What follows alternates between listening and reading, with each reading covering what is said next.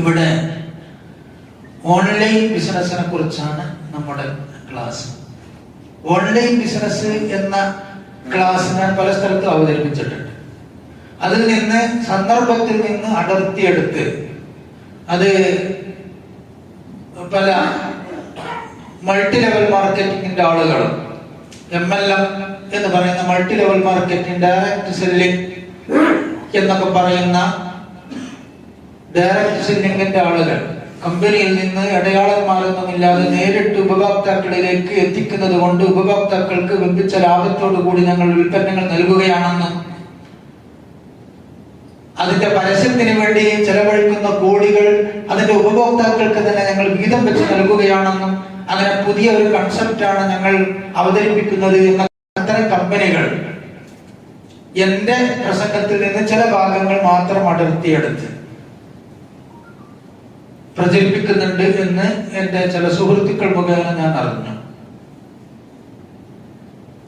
Online business എന്ന് പറയുന്നത് മുഴുവനും തെറ്റാണ് എന്ന് പറയാൻ പറ്റൂല.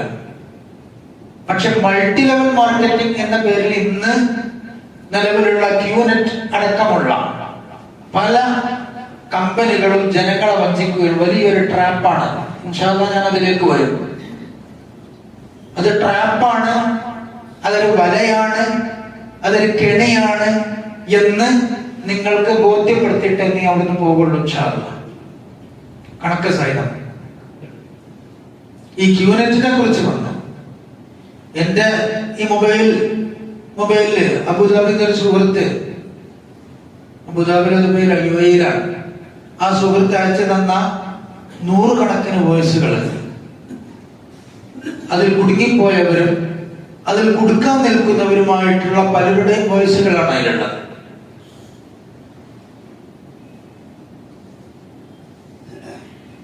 അദ്ദേഹം എങ്ങനെയോ എന്റെ പേര് വെച്ച് പ്രചരിപ്പിക്കുന്നത് കാരണം എന്നോട് നേരിട്ട് ബന്ധപ്പെട്ടതാണ്. അങ്ങനെ എനിക്ക് അയച്ചു തന്നിട്ടുള്ളതാണ് 100 കണക്കിന്. എത്രയോ കുടുംബങ്ങൾ ഭാര്യ ഭർത്താക്കന്മാരും തമ്മിൽ തെറ്റി, വാപ്പയും മക്കളും തമ്മിൽ തെറ്റി, നാട്ടിൽ നിൽക്കക്കള്ളിയില്ലാതായി, പലരും കുടുങ്ങിയിട്ട് മുങ്ങി നടക്കുന്നു. ഇനി എന്ത് ചെയ്യുമെന്നറിയാതെ കരഞ്ഞുകൊണ്ട് പലരും സംസാരിക്കും.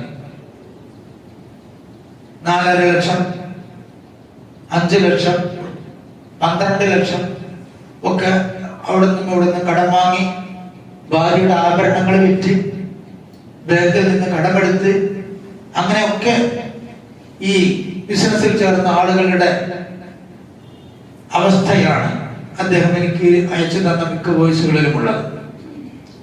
ഒരുപാട് വോയിസുകൾ അതിൽ കൊടുക്കാൻ വേണ്ടി അതിന്റെ പ്രചാരകന്മാർ നടത്തുന്ന മോഹന വാഗ്ദാനങ്ങളാണ്.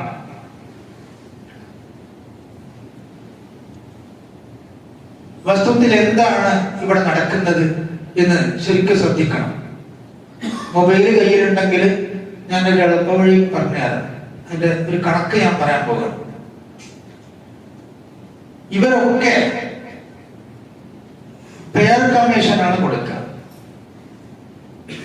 അവരുടെ ലെഫ്റ്റിലും റൈറ്റിലും ഓരോരുത്തരെ ചേർക്കണം. അത് നഷ്ടാണ്. എന്തെങ്കിലും കമ്മീഷൻ കിട്ടുള്ളൂ. ചിലര് ലെഫ്റ്റ് ലെഗ് എന്ന് പറയും, റൈറ്റ് ലെഗ്, ലെഫ്റ്റ് ലെഗ്, അങ്ങനെ 2 ലെഗായിട്ട് 2 കാലായിട്ട് പോകണം. അതായത് ഒരാള് 2 ആൾക്ക് ഈ സോപ്പ് ഉദാഹരണത്തിന് വെക്കുക.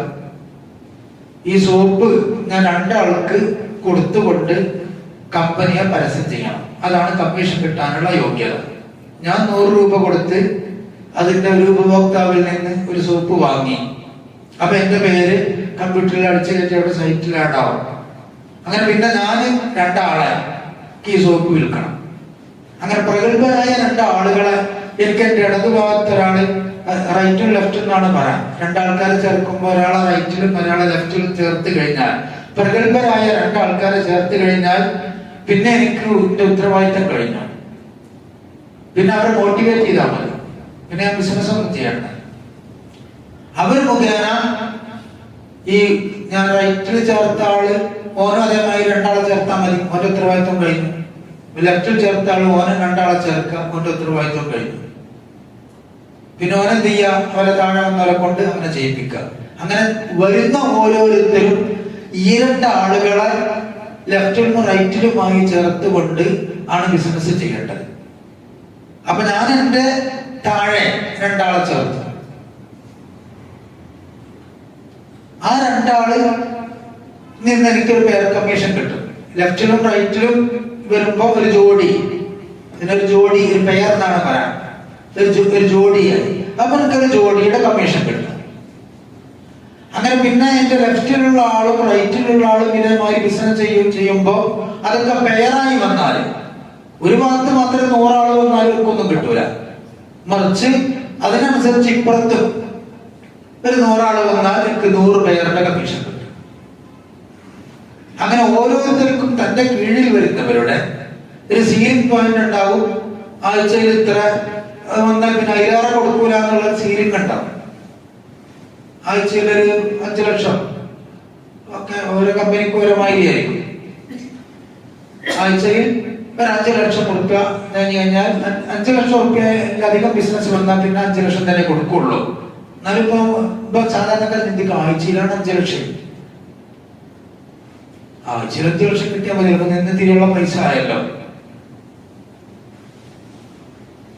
എന്ന് വിചാരിച്ച് അതിൽ കൂടാണ്. പെണ്ണുങ്ങളെ പണ്ടൊക്കെ വിറ്റ്, അല്ലെങ്കിൽ കുറച്ച് സ്ഥലം ഉണ്ടായിരുന്നു ഒക്കെ കച്ചവടാക്കി, അല്ലെങ്കിൽ ബാങ്ക് പണയം വെച്ച് അങ്ങനെ പണം ഉണ്ടാക്കിയിട്ട് ബിസിനസ് ചെയ്യുക. ഇവിടെ എന്താണ് ശരിക്ക് നടക്കുന്നത്? ഇത് പ്രായോഗികമാണോ? ഇങ്ങനെ 100 കണക്കിന് കമ്പനികൾ നമ്മുടെ രാജ്യത്ത് നിന്ന് പ്രവർത്തിക്കുന്നുണ്ട്. ഈ മൾട്ടി ലെവൽ മാർക്കറ്റിംഗിലൂടെ വിവിധ കമ്പനികൾ പ്രവർത്തിക്കുന്നുണ്ട്. അതിൽപ്പെട്ട ഒന്നാണ് ക്യൂനെറ്റ് എന്ന് പറയുന്നത്. അതുപോലെ വിവിധ കമ്പനികളുണ്ട്. പതിറ്റാണ്ടുകളായി യൂറോപ്യൻ രാജ്യങ്ങളിലൊക്കെ വിജയകരമായി നടക്കുന്നത് എന്നാണ് അവർ അവകാശപ്പെടുന്നത്. അതിൽ ഇവർക്ക് മോട്ടിവേഷൻ ക്യാമ്പുകൾ ഉണ്ടാവും. ആ മോട്ടിവേഷൻ ക്യാമ്പുകളിലൊക്കെ ആളെ കൂട്ടിയിട്ട് ഞാനൊരു ഓട്ടോറിക്ഷയായിട്ട് നടന്നിരുന്ന ആളാണ്, ഞാനിപ്പോ ഇന്ന് നിങ്ങളുടെ കൂടെ സംബന്ധിക്കാൻ എന്ന് വന്നിട്ടുള്ളത് BMW അല്ലെങ്കിൽ ഓഡിയാണ് ഞാൻ വാങ്ങിയിട്ടുള്ളത്. 1.5 കോടി റുപ്യന്റെ കാറ്. ഒരു ഓട്ടോറിക്ഷയിൽ നടന്നിരുന്ന ചങ്ങായി 1.5 കൊല്ലം കൊണ്ട് 1.5 കോടി റുപ്യന്റെ കാറിലാണ് ഇന്ന് നടക്കുന്നത് എന്നൊക്കെ പറഞ്ഞിട്ട്, അപ്പൊ ഈ ഇത് കേട്ടിരിക്കുന്ന ആൾക്കാര് പടച്ചോനെ എന്നെ കൊണ്ട് അങ്ങനെ ആകാൻ കഴിയും, ഞാനും ഇതിൽ ചേർന്നാല് എനിക്കും 1.5 കൊല്ലം കൊണ്ട് ഇങ്ങനെ കോടീശ്വരനാകാം എന്ന് വിശ്വസിച്ച് അങ്ങനെയാണ് ഈ പാവങ്ങളൊക്കെ ഇന്ന് കരഞ്ഞുകൊണ്ട് വോയിസ് കൊടുത്ത പാവങ്ങളൊക്കെ അതിൽ ചേർന്നാൽ അങ്ങനെയാണ്. എന്താണ് അത്? പ്രായോഗികമായി അത് നടക്കൂല എന്ന് നമ്മൾ പറയാം. അത് ട്രാപ്പാണെന്ന് നമ്മൾ പറയാൻ കാരണം എന്താണ്? അത് ഈ ഒരാള് രണ്ടാളെ ചേർക്കാം. രണ്ടാള് ഒൽക്കൊക്കെ 2 ആളെ കിട്ടണമെങ്കിൽ അപ്പൊ എത്ര ആള് വേണം? 2 ആൾക്ക് 2 ആളെ കിട്ടണമെങ്കിൽ 4 ആള് വേണം. അവർക്ക് 2 ആളെ കിട്ടണമെങ്കിൽ 4 × 2 8. ആ 8 ആൾക്ക് 2 ആളെ കിട്ടണമെങ്കിൽ 16. ആ ആൾക്ക് 2 ആളെ കിട്ടണമെങ്കിൽ 32. അവർക്ക് 2 ആളെ കിട്ടണമെങ്കിൽ 64. അത് മൂല്യം കുട്ടികളല്ല, അവർ കുട്ടികളും തന്നെയാണല്ലോ. 64 ആളുകൾ. അപ്പൊ നമ്മുടെ താഴെ 2 ആള് വന്നു. 1-ാം ലെവലിൽ 2 ആള് വന്നു. താഴെയുള്ള നമ്മുടെ നേരെ താഴെ 2 ആള് വന്നു. അതിന്റെ 2-ാം ലെവലിൽ 4 ആള് വേണം. അതിന്റെ താഴെ 3-ാം ലെവലിൽ 8 ആള് വേണം. 4-ാം ലെവലില് 16 ആള് വേണം. അങ്ങനെ മൊബൈലിൽ ഉണ്ടെങ്കിൽ കാൽക്കുലേറ്ററുകൾ കൂട്ടിയാൽ എളുപ്പമുണ്ട്. 1/2 എന്നടിക്കുക. അപ്പൊ 1-ാം ലെവലിൽ 2 ആള്. പിന്നെ ആ സമത്വം അങ്ങനെ അടിച്ചു കൊടുത്താൽ ചില കാൽക്കുലേറ്ററുകളിലൊക്കെ. അപ്പോ 2-ാം ലെവലിൽ 4 ആള്, 3-ാം ലെവലിൽ 8 ആള്, 4-ാം ലെവലിൽ 16 ആള്, 5-ൽ 32 ആള്, 6-ൽ 64 ആള്, 7-ൽ 128 ആള്, 8-ൽ 256 ആള്, 9-ൽ 512 ആള്, 10-ാം ലെവലിൽ 1024 ആള്. ഇങ്ങനെ പോയാൽ 11, 12, 13, 14, 15, 16, 17, 18, 19, 20, 21, 22, 23, 24, 25. 25-ാമത്തെ ലൈനിലെത്തുമ്പോ മനസ്സിലാവണേ? 25-ാമത്തെ ലൈൻ പറഞ്ഞാൽ മനസ്സിലായോ? നമ്മുടെ താഴെ രണ്ടാള്, അത് ഒന്നാലേ. അവരുടെ താഴെ ഈ രണ്ടാൾക്ക് സോപ്പ് വിറ്റപ്പോ അത് രണ്ടാലേ, അതിന്റെ താഴെ ഒരു മൂന്നാലേ. അങ്ങനെ 25ാമത്തെ ലൈനിലെത്തിയപ്പോ 100, 1000, 10,000, ലക്ഷം, 10 ലക്ഷം, കോടി. 3,35,54,432 ആള് 25ാമത്തെ ലൈനിലെത്തുമ്പോ ഉണ്ടാവും. ശരിക്കും ശ്രദ്ധിക്കണം. 25ാമത്തെ ലൈനിലെത്തുമ്പോൾ ഏതെങ്കിലും ഒരു സോപ്പ് കമ്പനി അല്ലെങ്കിൽ ക്യൂനെറ്റിന്റെ വിൽപ്പന ഇങ്ങനെ വിറ്റ് 25ാമത്തെ ലൈനിലെത്തുമ്പോഴേക്കും 3,35,00,000 എന്ന് പറഞ്ഞാൽ കേരള ജനസംഖ്യയോളമായത്. കേരളത്തിലെ ജനസംഖ്യ, മൊത്തം ജനസംഖ്യയാണത്. 25ാമത്തെ ലൈനിലെത്തുമ്പോ 26, 27, 28, 29, 30, 31 ഒരു ദിവസം ഇതിൽ ചേർന്ന് പിറ്റേ ദിവസം ഓൻ 2 ആളെ ചേർത്തു, അതിന്റെ പിറ്റേ ദിവസം ഓരോ 2 ആളെ ചേർത്തു. അങ്ങനെ ഓരോ ദിവസമാണ് ഓരോ ലൈനിലും ഈ 2 ആളെ കിട്ടിയതെന്ന് സങ്കല്പിക്കുക. അങ്ങനെ സങ്കല്പിച്ചാൽ 31ാമത്തെ ദിവസം ആകുമ്പോ, 1-ാം തീയതി തുടങ്ങി 31ാമത്തെ ദിവസം ആകുമ്പോ ആ ഏറ്റവും അടിയിലുള്ള ആളുകൾ ചേർത്ത ഈ 2 ആളുകളെ കൂട്ടിയാൽ 214,74,83,648 ആളുകൾ ആ അവസാനത്തെ ലൈനിലുണ്ടാവും. 214 കോടി. നമ്മുടെ ഇന്ത്യ രാജ്യത്താകെ എത്ര ആളുള്ളൂ? 200 കോടി ഉണ്ടാവും? ഇല്ല, 130 കോടിയുള്ളൂ. ഇന്ത്യയിൽ 130 കോടികളുള്ളൂ. വെറും 31ാമത്തെ ലൈനിൽ എത്തുമ്പോഴേക്കും ആ ലൈനിൽ മാത്രം 214 കോടി വേണം. അതിന്റെ മുകളിലുള്ളവരൊന്നും പേര് കൂട്ടിയിട്ടില്ല. മുകളിൽ അതുവരെയുള്ള 30-ാം തീയതി വരെ ചേർന്നവരൊന്നും പേര് കൂട്ടിയിട്ടില്ല. അവരും 214,74,847 ആളുകളാണ്. 48 ആളുകളാണ് അവസാനത്തെ ലൈൻ ഉണ്ടാകില്ല. അതിൽ ഒരാൾ കുറവായിരിക്കും അതുവരെയുള്ളവരുടെ മൊത്തം സംഖ്യ. 214,74,83,647 ആളുകൾ അതുവരെ കൂടിയവരുണ്ടാകും. അപ്പൊ മൊത്തം എത്രയായി? 430 കോടിയിലധികം ആളുകളായി. ഇന്ത്യ രാജ്യത്തും ചൈനയിലും ഒക്കെ പാടെ കൂടിയാലും തകയില്ല. 31ാമത്തെ ദിവസം ഈ കമ്പനിയിൽ ആളെ ചേരാൻ ഇന്ത്യക്കാരും ചൈനക്കാരും, ആണുങ്ങളെ മാത്രമല്ല, ആണുങ്ങളും പെണ്ണുങ്ങളും കുട്ടികളും അപ്പ പറ്റ കുട്ടികളടക്കം കൂട്ടിയത് ജനസംഖ്യ കൂട്ടുക അങ്ങനെയാണല്ലോ. ആ ജനസംഖ്യയിലെ മുഴുവൻ ആളുകളും ഈ ഉൽപ്പന്നം വാങ്ങിയാൽ പോലും 31ാമത്തെ ദിവസത്തിലേക്ക് ലോകത്ത് ആളുണ്ടാവില്ല.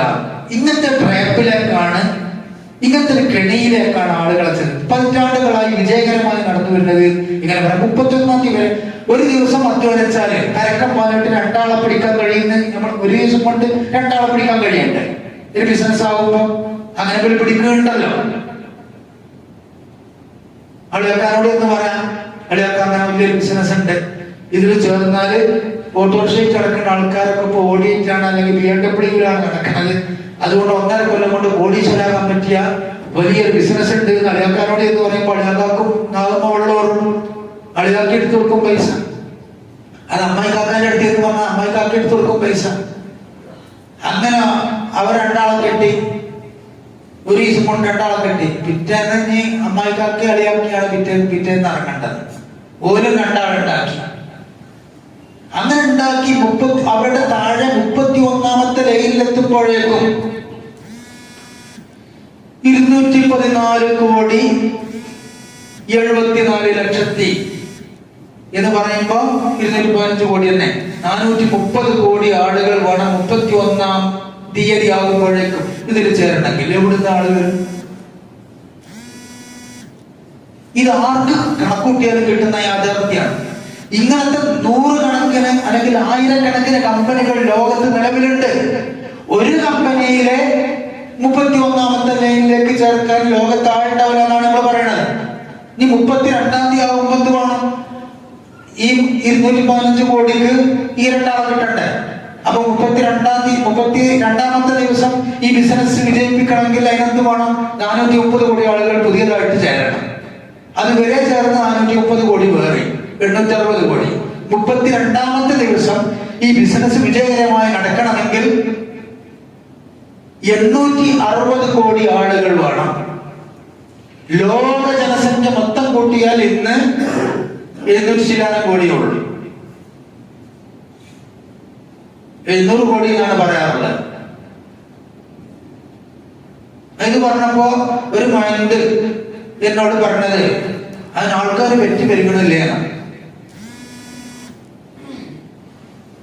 അത് ഇതിന് മറുപടി ആകുമല്ലേ? ആകുമോ? ലോകത്തുള്ള എല്ലാവരും ഈ രണ്ടാൾക്കാരെ പ്രസവിക്കുമോ? ഓരോ ദിവസവും പ്രസവിക്കണം. അങ്ങനെ ഒരു ദിവസം രണ്ടാളെ പിടിച്ച് നമ്മൾ ദിവസം എന്നാ പറഞ്ഞത്. ദിവസം ഒന്നും വേണ്ട, 5 മിനിറ്റ് തൊട്ട് രണ്ടാൾ ചേർക്കാവുന്നതാണ്. അങ്ങനെ തന്നെ ഓരോരുത്തരും 5 മിനിറ്റ് എടുക്കണുള്ളൂങ്കിൽ ഈ 31 5 മിനിറ്റ് കൊണ്ട് തന്നെ കാര്യം റെഡിയാവും. ഇപ്പൊ ഒരു ദിവസം നമ്മൾ സമ്മതിച്ചു കൊടുക്കണം. ഒരു ദിവസം മനക്കെട്ടാൽ ഓരോരുത്തരും ആണും പെണ്ണും അപാലവൃദ്ധ ജനങ്ങൾ ഈ രണ്ടാൾക്കാരെ ഓരോ ദിവസം പ്രസവിക്കണം. നടക്കും. എന്നും പ്രസവിക്കുക. ഈ രണ്ടാൾക്കാർ ആണും പെണ്ണും ചെറിയോരും വലിയോരും ഒക്കെ പ്രസവിച്ചു കൂട്ടുക. ഈ രണ്ടാൾക്കാർ ആണുങ്ങളോട് പ്രസവിക്കൽ തുടങ്ങും. ആപാലവൃദ്ധ ജനങ്ങൾ ജനസംഖ്യ മുഴുവനും അങ്ങനെ പ്രസവിച്ചു കൂട്ടുക. ദിവസം ഈ രണ്ടാളെ പ്രസവിക്കുക.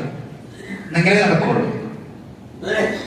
വെറും 32ാമത്തെ ലൈനിലെത്തുമ്പോഴേക്കും 32ാമത്തെ ലൈനിലെത്തണമെങ്കിൽ തന്നെ 860 കോടി ആളുകൾ വേണമെന്നാണ് ഞാൻ പറഞ്ഞത്.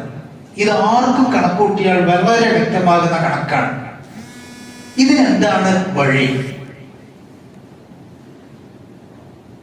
ജാമ്യയില് ഒരു ദിവസം എഞ്ചിനീയറിംഗ് കോളേജിൽ പഠിക്കുന്ന 3-4 കുട്ടികൾ വന്നു.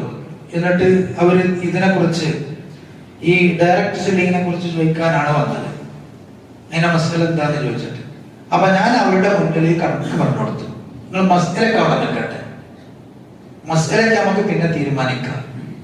ഇത് പ്രായോഗികമാണ്. നമ്മൾ എഞ്ചിനീയർമാരാണല്ലോ, എഞ്ചിനീയറിംഗ് പഠിക്കുന്ന വിദ്യാർത്ഥികളാണല്ലോ. നിങ്ങൾ ഇതൊന്ന് കണക്കൂട്ടി നോക്കി. ഇത് ശരിയല്ല. ഇതിലേക്ക് നിങ്ങൾ എങ്ങനെയാണ് ആളുകളെ ചേർക്കുന്നത്? അപ്പൊ അവര് പറഞ്ഞു, ഞങ്ങളതിലേക്ക് ചേർത്ത ഞങ്ങളുടെ അപ്ലൈൻ ഉണ്ട്, ഞങ്ങൾ ഓലയിട്ട് വരാം എന്ന് പറഞ്ഞു.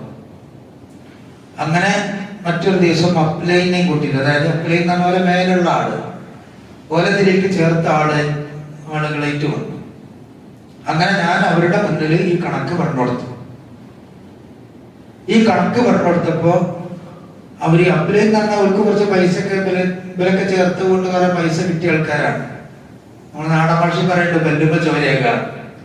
ഒരു പല്ലുമ്പ ചോരയായതുകൊണ്ട് ഇതിന്റെ രസം മനസ്സിലാക്കിയത് കൊണ്ട് ഒരു സമ്മതിച്ചൊന്നുമില്ല. പക്ഷെ ഈ കുട്ടികൾ സമ്മതിച്ചു. അവർക്ക് മനസ്സിലായി സംഗതി ഇത് ട്രാപ്പ് തന്നെയാണ്, ഇത് കെണിയാണ് എന്ന് മനസ്സിലായി. അവര് പിറ്റത്തെ ആഴ്ച എന്നോട് വന്നിട്ട് പറഞ്ഞു, ഞങ്ങള് 40 വിദ്യാർത്ഥികൾ, ഒരു 5-6 കൊല്ലം മുമ്പാണ്, 40 വിദ്യാർത്ഥികൾ ഇതിൽ നിന്ന് പിന്മാറിയിട്ടുണ്ട് ഉസ്താദേ. അൽഹംദുലില്ലാഹ്. അപ്പോ ഈ കണക്ക് നമ്മൾ അവരോട് പറഞ്ഞു കൊടുത്താൽ അവർക്ക് അതിന് മറുപടി പറയാൻ, ജനസംഖ്യ വെറ്റി വരികളില്ലേ എന്നൊക്കെയുള്ള യാതൊരു നോണ്ടിന്യായങ്ങളൊക്കെ പറയണ്ടാവുള്ളൂ. അവർക്കൊരു മറുപടിയിൽ പറയാനുണ്ടാവില്ല. ഇത് അതിന്റെ ഒരു വശം. ഇനി മറ്റൊരു വശം, ഒരു ഞെട്ടിപ്പിക്കുന്ന മറ്റൊരു യാഥാർത്ഥ്യം കൂടി ഇതിലേക്ക് ചേർത്ത് വായിക്കേണ്ടതുണ്ട്. ഇതിന്റെ അപ്രായോഗികത. ഇത് പ്രായോഗികമല്ല. ഇതൊരിക്കലും വിജയിപ്പിച്ചെടുക്കുക എന്നുള്ളത് പ്രായോഗികമല്ല എന്നതിന്റെ വ്യക്തമായ കണക്കാണ് ഞാൻ പറഞ്ഞത്. ഒരു ദിവസം ഒരാള് ഈ സോപ്പ് വിറ്റ് 2 ആളെ ചേർത്തു, പിറ്റേ ദിവസം ഓല് 4 ആളെ ചേർത്തു, പിറ്റേ ദിവസം ഓല് 8 ആളെ ചേർത്തു. അങ്ങനെ 31ാമത്തെ ദിവസം ആകുമ്പോഴേക്കും ഇന്ത്യ രാജ്യത്തും ചൈനയിലുമുള്ള മുഴുവൻ ആളുകൾ ചേർന്നാലും ആള് തികയൂല എന്നുള്ളത് പ്രായോഗികമായി ഇതിന്റെ അപ്രായോഗികത. ഇനി ഇതിൽ ചേർന്ന് കഴിഞ്ഞ ആളുകളുടെ അവസ്ഥ, ഈ ഓഡിറ്റ് വരുന്ന ആളുണ്ടല്ലോ, അല്ലെങ്കിൽ BMW വരുന്ന ആള്, ഇന്നത്തെ എത്ര ആളുകൾ ഉണ്ടാവും? അത് ഞെട്ടിപ്പിക്കുന്ന മറ്റൊരു യാഥാർത്ഥ്യമാണ്. അതും കണക്കിലൂടെ നമുക്ക് മനസ്സിലാക്കിയെടുക്കാൻ സാധിക്കും. ഇതിൽ ഒരു കോടി ആളുകൾ ഈ കമ്പനിയിൽ ഇപ്പൊ 1 കോടി ആളുകളെ ചേർന്നിട്ടുള്ളൂ. ഇന്ത്യ രാജ്യത്ത് 130 കോടി ആളുകളുണ്ട്. ഇപ്പൊ 1 കോടിയെ കമ്പനിയിലായിട്ടുള്ളൂ. ഇനി കമ്പനി വളരെ സ്ട്രിക്റ്റ് ആക്കിയിട്ട് അങ്ങനെ എല്ലാവരും ചേർക്കൂല, അപ്പൊ വേണമെങ്കിൽ ചേർന്നോളെ. ഇപ്പൊ ഇത് വലിയൊരു ചാൻസ് ആണ്, ഇത് തുടക്കാണ്. ഇപ്പൊ 1 കോടി ചേർന്നിട്ടുള്ളൂ, ബാക്കിയുള്ള ആളുകളൊക്കെ ചേരാൻ നിൽക്കുകയാണ്. നിങ്ങൾ മുകളിൽ വന്നാൽ നിങ്ങൾക്ക് കണ്ടമാനം കമ്മീഷൻ കിട്ടും എന്നൊക്കെ പറഞ്ഞിട്ട് മോഹിപ്പിക്കുകയാണ് ചെയ്യാം. 1 കോടി ആൾക്കാരെ പോയിട്ടുള്ളൂ. 1 കോടി ആളുകൾ ഇതിൽ ചേർന്നു വിചാരിക്കും. ഈ 1 കോടി ആളുകളിൽ പകുതിയിലധികം ആളുകൾ, പകുതിയേക്കാൾ ഒരാൾ കൂടുതലുണ്ടാകും അവസാനത്തെ ലൈനിൽ. ഞാൻ നേരത്തെ പറഞ്ഞല്ലോ, 214 കോടി 74,83,648 ആളുകളാണ് അടിയത്തെ ലൈനില്. അതുവരെയുള്ളവർ 647 ഉണ്ടാവുള്ളൂ. അപ്പൊ അതുവരെ ഉള്ളവരെക്കാൾ ഒരാൾ കൂടുതലായിരിക്കും അവസാനത്തെ ലൈനില്. 50% ആളുകളേക്കാൾ ഒരാൾ കൂടുതൽ, 50% നോക്കാൻ പാടില്ല. 50% ആളുകൾ, പകുതി ആളുകൾ ഏറ്റവും അവസാനത്തെ ലൈനിലായിരിക്കും. അത് ഉറപ്പാണ്. ഒരിപ്പ ചേർന്ന് കഴിഞ്ഞവരാണ് ന്യൂ ജോയിനേഴ്സ്, പുതിയതായി കമ്പനിയിലേക്ക് ജോയിൻ ചെയ്തവർ. അങ്ങനെ തന്നെ ലെവലുള്ളൂ. പകുതി ആളുകൾ, അതുവരെ ഉള്ള മൊത്തം ആളുകളിലെ പകുതി ആളുകൾ ന്യൂ ജോയിനേഴ്സ് ആണ്, പുതിയ ആളുകളാണ്. അവർക്ക് പൈസ കിട്ടുമോ? അവർക്ക് ചേർന്നിട്ടേ ഉള്ളൂ, അവരാരും ചേർന്നിട്ടില്ലല്ലോ. അവർക്ക് പൈസ കിട്ടൂല, കിട്ടണ്ട. കാരണം ഒരു ചേർന്നിട്ടേ ഉള്ളൂ, ഒരു പണി എടുത്തിട്ടില്ലല്ലോ എന്ന് പറയാം. അതിന്റെ നേരെ മുകളിലുള്ള മൊത്തം ഈ കമ്പനിയിൽ ചേർന്ന 1 കോടി ആളുകളിലെ 25%, 25 ലക്ഷം, അവർക്ക് ഒരു പേരുടെ കമ്മീഷൻ കിട്ടിയിട്ടുണ്ടാവും.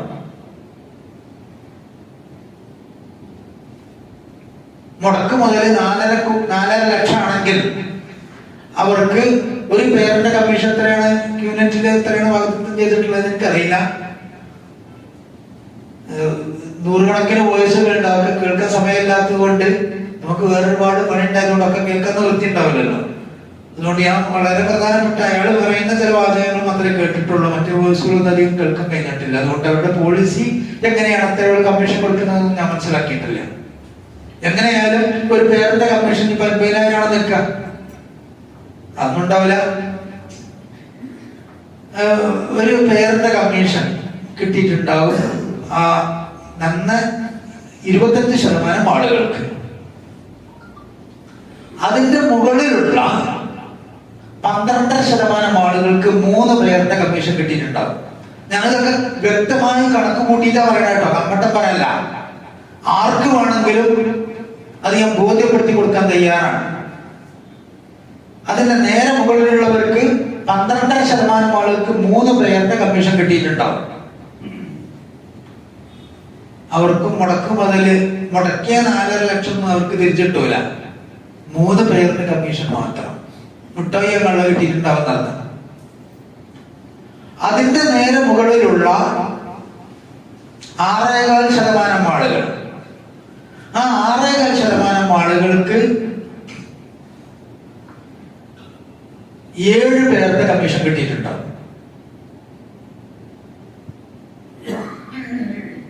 അവർക്കും മുടക്ക് മുതൽ തിരിച്ചെത്തിയിട്ടില്ല, 7 പേരുടെ കമ്മീഷന് കിട്ടിയിട്ടുള്ളൂ. അതിന്റെ മുകളിലുള്ള 3% ആളുകൾ, അവർക്ക് 15 പേരുടെ കമ്മീഷൻ കിട്ടിയിട്ടുണ്ടാവും. 15 പേർ. അപ്പൊ ഏകദേശം ആ മുടക്കിയ മുതല് കട്ടിച്ച് തിരിച്ചു കിട്ടിയിട്ടുണ്ടാവും. എത്ര ശതമാനം ആളുകൾക്ക്? 3%. 50%-ന് 0, 25%-ന് ഒരു പേരുടെ കമ്മീഷൻ, 12%-ന് 3 പേരുടെ കമ്മീഷൻ, 6.25%-ന് 7, പേരിന്റെ കമ്മീഷൻ. 3% ആളുകൾക്ക് 15 പേരിന്റെ കമ്മീഷൻ. അവർക്ക് മാത്രമാണ് മുടക്കിയ മുതലുകൾ തിരിച്ചിട്ടി എന്ന് പറയാൻ പറ്റും. ഇതെങ്ങനെ തിരിച്ചു കിട്ടണമല്ലോ? ഈ ആദ്യ ആൾക്കാരെ കുടുക്കിയിട്ട് ആ കുടുക്കിയതിൽ നിന്നാണ് തിരിച്ചു കിട്ടുന്നത്. 3%. 1.5% ആളുകൾക്ക്, അതിന്റെ 11.5 ആളോ, അവർ അതിന്റെ മേലുള്ളവരാണ്. അവർക്ക് ഒരു 31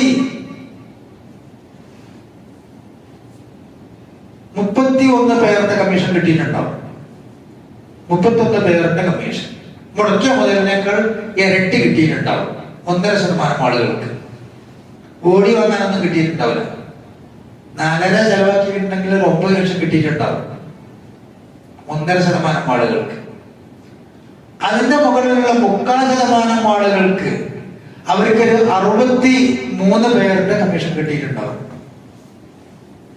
മുടക്ക് മുതലിനേക്കാൾ ഒരു 2 ഇരട്ടി.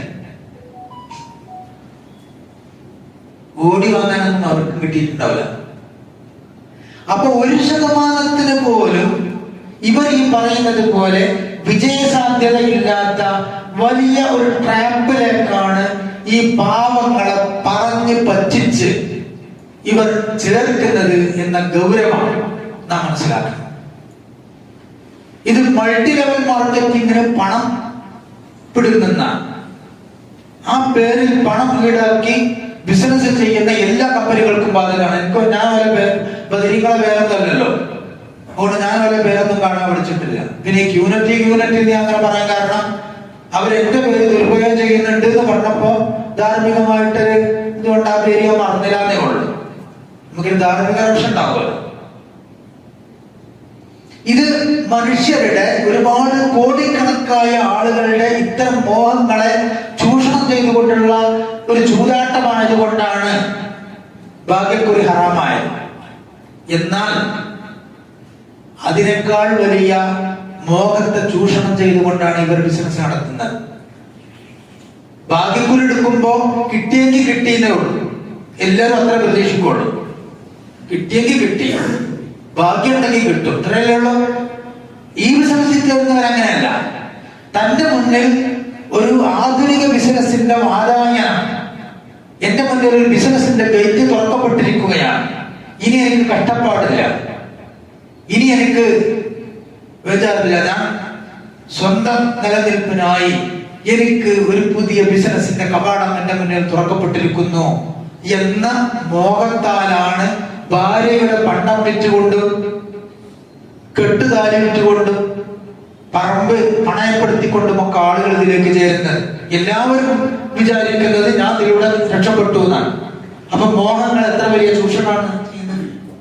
ഭാഗ്യക്കുറി ഹറാമാണെങ്കിൽ അതിന്റെ 10 ഇരട്ടി 100 ഇരട്ടി ഗൗരവത്തോടു കൂടി ഇത് ഹറാമാകണം. കാരണം അതിലേറെ വലിയ മോഹങ്ങളാണ് ഈ മോട്ടിവേഷനിലൂടെ ഈ സാധുക്കൾക്ക് നൽകിക്കൊണ്ടിരിക്കുന്നത്. അതുകൊണ്ട് ഒരു കാരണവശാലും ഈ മൾട്ടി ലെവൽ മാർക്കറ്റിങ്ങിനെ നമുക്ക് പ്രോത്സാഹിപ്പിക്കുവാനോ അതിൽ കണ്ണു ചേരുവാനോ പാടില്ല. അവിടെ പൈസ, അപ്പുറത്ത് ബാക്കവി, അപ്പുറത്ത് ദാരിമി, ഇപ്പുറത്ത് ഉദവി, അപ്പുറത്ത് വാഫി, അപ്പുറത്ത് സക്കാഫി എന്നൊക്കെ പറഞ്ഞിട്ട് മൂല്യന്മാരാണ്. പല ആളുകളും മൂല്യന്മാരെ കാണിച്ചുകൊണ്ടാണ് ഈ ബിസിനസ് ചെയ്യുന്നത്. സക്കാഫി ഉണ്ട്, ഈ പൈസ ഉണ്ട് എന്നൊക്കെ പറഞ്ഞ് എല്ലാ വിഭാഗത്തിലും പെട്ട എ പിക്കാരായാലും വേണ്ടിയില്ല, ഇ കെക്കാരായാലും വേണ്ടിയില്ല.